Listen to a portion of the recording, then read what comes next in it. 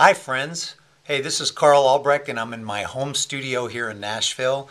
And today I'm going to talk about the miking setup that I'm using on my kick drum. Now we did this in my DVD called Drum Miking Made Easy. But many of you have said, hey, that was in the studio, it's really processed. But actually we kept that pretty simple. You could use it live in smaller rooms. You could use that information in a home studio, but you wanted to see it as is. So here I am on a little camera. I'm in my home studio. This is what we do, okay? So I'm using the Yamaha Maple Custom Absolute Series, which I love maple drums. But down here in the kick drum, let's take a look. And we're going to get down in the depths of the drum. Sorry, I'm getting down in here. There we go. There's the Shure Beta 91. And it sets right in the middle of the padding. It's a big bath towel touching the batter side as well as the front resonant head, enough to just kind of give me a little muffling. And the 91 is in there. It is a little forward towards the beater side, and it's a condenser mic, and it gives you that nice top end snap that we want a kick drum to have. And then coming outside of the hole here, I'm using the Beta 52, a classic kick drum mic. Now be aware, when you use the 52 and the 91 together, let the 91 be in there on the blanket or whatever, and then the 52 stay outside the hole. Don't allow the element to get where it's in line with the head. Keep it out far enough so you don't hear any flutter off the front head. But if I'm using the 52 by itself, I'll actually get inside the drum. So no 91, 52 alone, go inside, get even like towards the middle of the drum there and point towards the beater for more impact. If you want more air, then you can move the 52 out. So that's if I was using the 52 alone. I don't like it outside the hole when it's just by itself. I see guys do that, but I never hear enough definition. So go ahead, inside the drum, if it's just the 52, in a combination, the 91 in there and the 52 outside the hole. In the studio, as well as live, a lot of times I'm using this Yamaha sub kick, which is not a drum, by the way. Some people think it's a little drum. It's really a speaker right here. Let's take a look at that. And there's the 6-inch speaker that's inside that shell. And it's just set in front of the drum, not touching the head here. We don't want it to touch. So leave some space.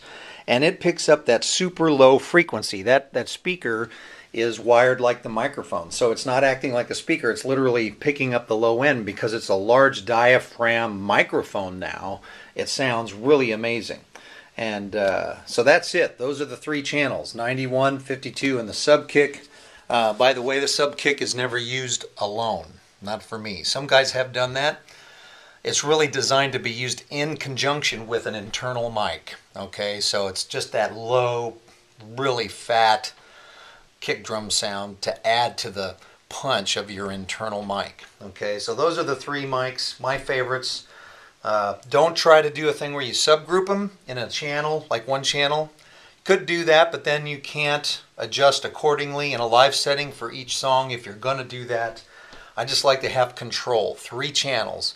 Also, seen some folks kind of splice a wire together and have it all on one channel. Not a good idea. Just go with one microphone if you only have one channel. And that for me would probably be the Beta 52 inside the drum. Okay, so just some thoughts there. Again, come up with your own way, but that seems to work best for me. Now, let's go around the side here. We're going to take a look at the mallets that I'm using on the pedals. And that also has a huge effect on your sound, as well as drum heads.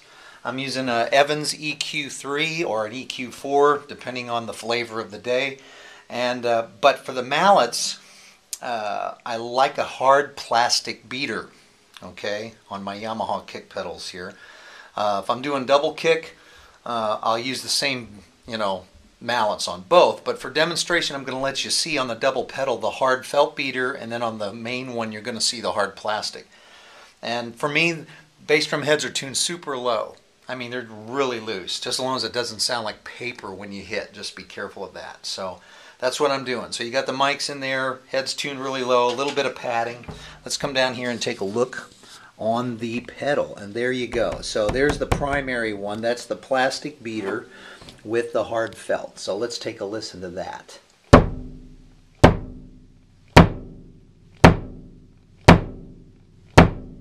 Okay.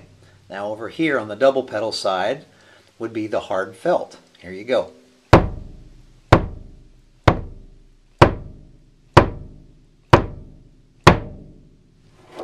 Okay, for the sake of the small camera, I'm not smacking it really hard, but just so you can hear the attack tone, definitely got a little more tick with that plastic beater, and that's why I love to use it. So in a live setting, and even in recording, I just like the way the plastic cuts through a little more. Looking for a little more, just attack, because I don't want to add high-end frequencies or EQing in the channels. And so that's my way. Music is art. Come up with your own way, experiment. But this has been a great starting point, and I can tell you a lot of engineers, whether we're doing a live thing or whether it's in the studio, here in my home studio or anywhere, it's just a great starting point and they like it. And then I will adjust according to what I'm being told to do. I'm there to serve a producer, an artist, etc., etc. So don't forget that. I just try to make them happy, come up with something fresh, new, do crazy things, do something you've never done before. But I always start here, and it's worked well in many settings. So there you go. God bless you on your drum sound journey, and we'll see you next time. Bye-bye.